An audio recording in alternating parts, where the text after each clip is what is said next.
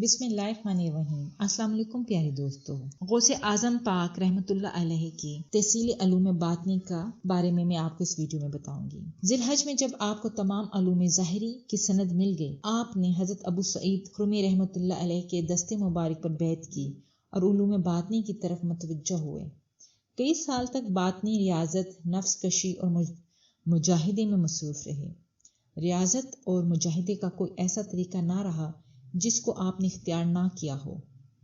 عرصہ دراز تک ویران وغیر آباد جنگلوں میں رہ کر نفس کو مختلف قسم کی ریاضت میں ڈالا تاکہ طبیعت کو یکسوئی حاصل ہو اور دنیا کی لذت سے ہٹ کر ذات حق کی طرف متوجہ مرکوز ہو جائے۔ یوں تو آپ کی ریاضت کے متعلق بے شمار واقعات ہیں، لیکن اس سلسلے میں خود آپ ہی کے ارشادات کا ذکر کرنا چاہوں گی جو افضل بھی ہے۔ حضرت جامی رحمۃ اللہ علیہ آپ کے حوالے سے تحریر پہ فرماتے ہیں کہ ایک دفعہ آپ نے یہ عہد کر لیا کہ جب تک خدا مجھے میری روزی نہ پہنچائے گا، میں نہ کچھ کھاؤں گا نہ پیوں گا۔ رفتہ رفتہ آپ کی حالت بہت بگڑ گئی۔ نفس نے عہد توڑنے پر بہت مجبور کیا، مگر آپ اس پر قائم رہے۔ ایک روز اتفاقاً شیخ ابو سعید خرمی رحمۃ اللہ کا ادھر سے گزر ہوا۔ انہوں نے آپ سے حال دریافت کیا۔ آپ نے تمام واقعہ بتایا اور فرمایا کہ میں اپنے عہد پر قائم ہوں۔ شیخ طریقیت آپ کو اپنے گھر آنے کا حکم دے کر چلے گئے، مگر آپ بددستور اپنے عہد پر قائم رہے۔ مگر کچھ دیر کے بعد خضر علیہ السلام تشریف لائے اور فرمایا، عبد القادر اٹھو اور عبد السعید کے گھر جاؤ۔ اس حکم کو ٹالنا آپ کے اختیار میں نہ تھا۔ آپ جب شیخ ابو سعید کے مکان پر پہنچے تو انہوں نے فرمایا، عبد القادر، کیا میرا حکم کافی نہ تھا کہ تم نے خضر علیہ السلام کا انتظار کیا؟ غرض انہوں نے آپ کو اپنے ساتھ کھانا کھلایا اور پھر آپ کو خرقہ پہنایا۔ حالت مجاہدہ میں آپ نے بڑی بڑی تکلیفیں اٹھائیں، مگر ہر تکلیف کے بعد آپ پہلے سے زیادہ ریاضت کرنے لگتے۔ کبھی جنگل کی طرف نکل جاتے اور شور و گل مچانے لگتے۔ لوگ دیوانہ سمجھ کر آپ کے علاج اور ذمہ داری میں لگ جاتے۔ اکثر ایسی حالت ہو جاتی کہ مردہ سمجھ کر تدفین کا انتظام ہونے لگتا، مگر پھر حالت ٹھیک ہو جاتی۔ آپ نے 25 سال عراق کے جنگلوں اور ویرانوں میں اس طرح گزارے کہ باقی دنیا سے قطع تعلق رہا۔ ریاضت کے دور میں جب آپ ویران اور غیر آباد مقامات میں رہتے تھے تو شیطان نئی نئی شکلوں میں آپ کے پاس آتا، دنیاوی لذتوں کی خواہش پیدا کرتا، طرح طرح سے نفس کو بہکاتا، لیکن آپ نہایت استقلال اور جرأت کے ساتھ شیطان کو شکست دیتے رہتے۔ اس مقابلے کے وقت کبھی کبھی ایک غیبی آواز سنتے، عبد القادر، تم ان کی طرف بڑھو، ہم تمہیں ان پر غالب کریں گے۔ ایک دن آپ کی ملاقات ایک بزرگ سے ہو گئی۔ آپ نے فوراً پہچان لیا، یہ شیخ حماد الدیاس تھے۔ اس ملاقات کے بعد آپ حصول فیضان کے لیے ان کی خدمت میں حاضر ہوتے رہے۔ پہلے حضرت شیخ نے آپ کو کچھ نہ بتایا۔ کبھی کبھی فرماتے، عبد القادر، تم فقہ کے پاس جاؤ، تمہیں ہم سے کیا ملے گا؟ آپ کوئی جواب نہ دیتے اور حسب معمول خدمت میں حاضر رہتے۔ آخر ایک عرصے کی ریاضت اور مجاہدے کے بعد آپ کو مسند ولایت مل گئی۔ فرماتے ہیں کہ ایک دن آپ پر کچھ ایسی کیفیت طاری ہوئی کہ جنگل کی طرف نکل گئے، جہاں دور دور تک ویرانی تھی، نہ کچھ کھانے کو تھا نہ پینے کو۔ اسی حالت میں کئی دن گزر گئے۔ ایک دن آپ نے ایک روشنی دیکھی۔ دیکھتے ہی دیکھتے ہر طرف ایک نور پھیل گیا اور اس نور میں آپ نے ایک نورانی شکل دیکھی۔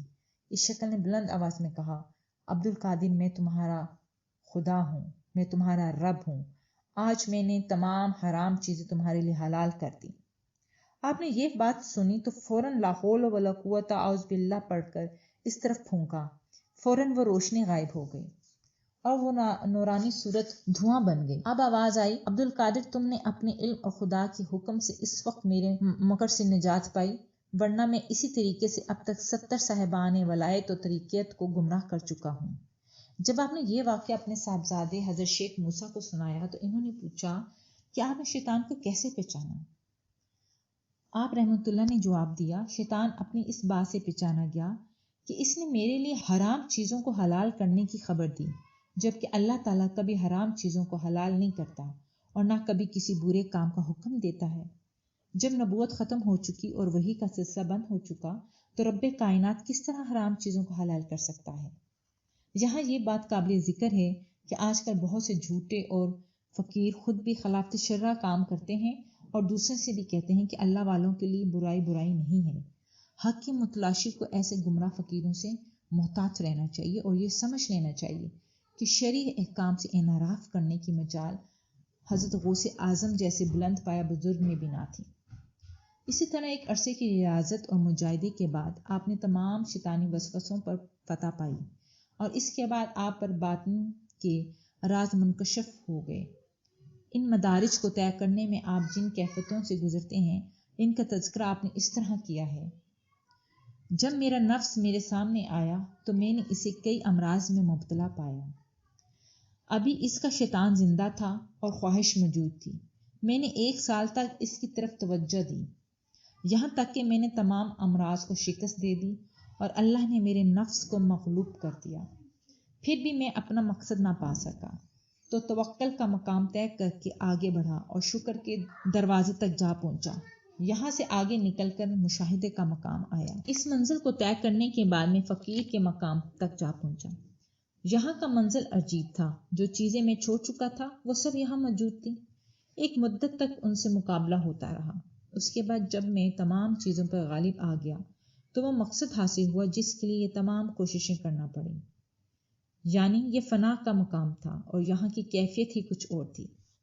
آپ کی اس ارشاد مبارک میں سالکوں کے لیے کئی اشارے موجود ہیں۔ سب سے پہلے تو یہ دیکھنا چاہیے کہ حضرت غوث اعظم جیسے بزرگ کو، جو قطب الکتاب اور سلطان اولیاء تھے، معرفت کی راہ میں کتنی تکلیفیں برداشت کرنا پڑیں، اور آپ کیسے کیسے کٹھن راستوں سے گزر کر معرفت الہی کے ان رموز سے آگاہ ہوئے جن کو الفاظ میں بیان کرنا بھی مشکل ہے۔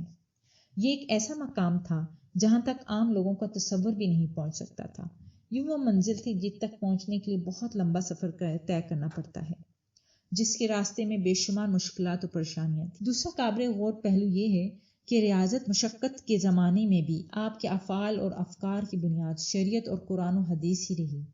یہ اس بات کی دلیل ہے کہ شریعت اور طریقیت 2 متضاد چیزیں نہیں، بلکہ ان دونوں میں وہی تعلق ہے جو جسم اور جان میں موجود ہے۔ صوفیہ کرام کی نظر میں عبادت کا تصور اس کے برعکس ہے جو ظاہر پرست علماء اور درخش مزاج فقہ بتاتے ہیں۔ ان حضرات کے نزدیک عبادت ایک ایسا فرض ہے جس کے انجام دینے کی جزا ملتی ہے اور نہ کرنے کی سزا، لیکن اہل دل کے نزدیک عبادت نہ دوزخ کے خوف سے کی جاتی ہے نہ جنت کی خواہش سے، بلکہ رب کائنات کی محبت بندے کو عبادت کرنے پر مجبور کرتی ہے۔